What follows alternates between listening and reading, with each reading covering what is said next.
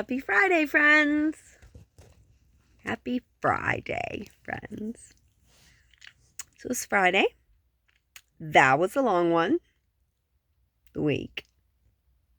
I don't know about you, but I had a long one. I just wanted to share something that I've been thinking on and, take it for what it's worth, as always with anything I say. I am not a grief counselor. I am not a therapist. I am not anything. I teach first grade. um,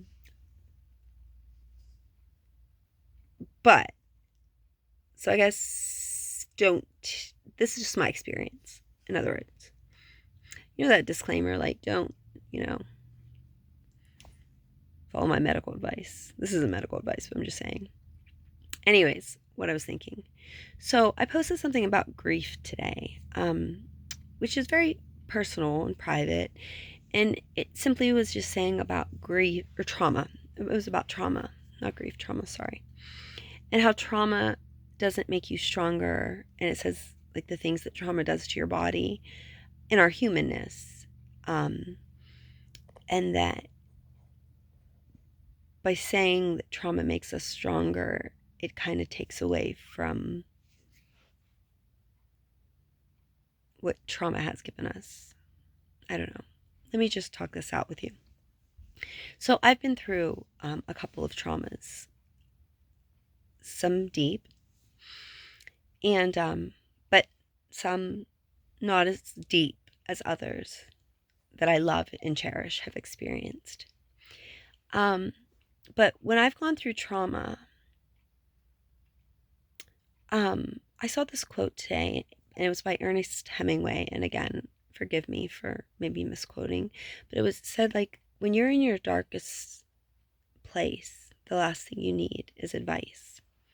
And I've definitely found that to be true. And I know a lot of times people are saying things like, you're so strong, like, I can't believe you're doing it, you're making it, like, I don't know if I could do it, like, those kind of things. And I know they come from a good place. They're just trying to be supportive. And a lot of things people say when you're going through a trauma, people are trying to be supportive, and it kind of just hits wrong, because if they've never experienced the trauma, which thank God if you haven't, they just don't get it. And that's understandable. But I did want to say this. The traumas that I've been through,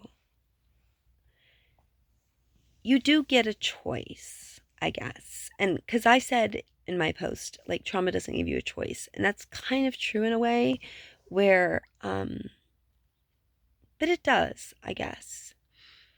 Because I have a choice when I go through my trauma to choose which direction that trauma drives me. So in my own personal trauma, it drove me to the feet of Jesus,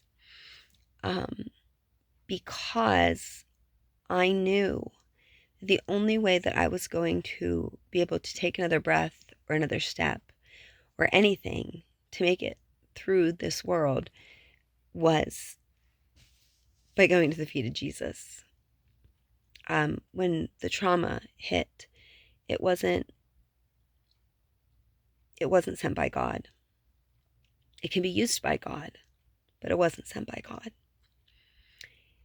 And the trauma has been used by God, to push me deeper into His presence, deeper into His Spirit, to experience Him in an intimate way that I've never experienced Him previously, when He is everything, literally everything, from beginning to end.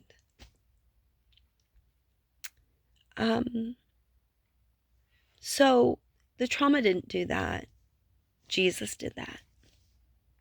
The Holy Spirit made me new and drew me to God to heal part of me. Now, of course, I'm still human, so I'm still going to experience certain pains and certain triggers and certain things. But I just wanted to say that sometimes we need to let it be normal that if somebody is going through a tragedy, it is really okay to just offer to just be there. And I'm literally talking about just sitting there and not speaking, not giving any fake platitudes or promises or reasonings or anything. Just, this happened and it sucks. The end. Sometimes that's all. Jesus said to us that in this world you will have trouble, but take heart, for I have overcome the world. And really, the reason I pick my head up off the pillow every morning is because of that promise that I will have trouble in this world. I will have trauma in this world. My heart will break many times over in this world. But take heart, for Jesus has overcome the world. So, grief is one meanly intimate fella. It can grab a hold of you. It can swallow you whole. But when we bring it to Jesus and we say to him some days, like this past week, I had to come to Jesus and just say, help. And that was all my prayer was. Literally, it was help.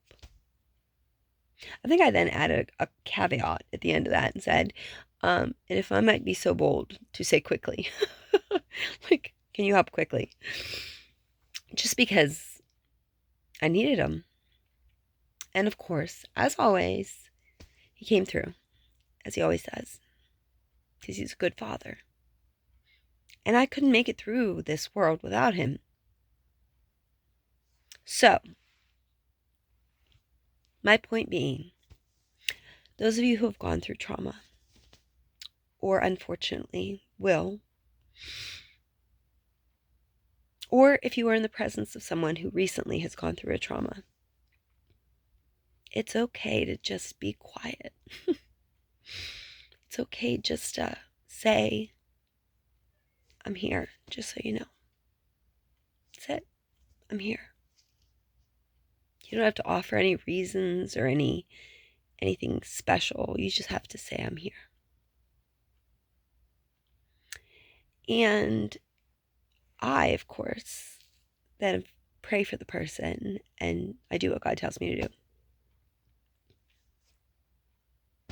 I know it's not that easy, but we just keep moving because we know that our lives are fleeting, a wisp of smoke, and one day we will be with our Father in heaven, where there will be no more tears and no more grieving and no more pain, no more sickness, and it's just going to be a glorious, glorious reunion, and we'll get to be with our bestest friend in the world, Jesus, the one who is my beloved and holds my very soul,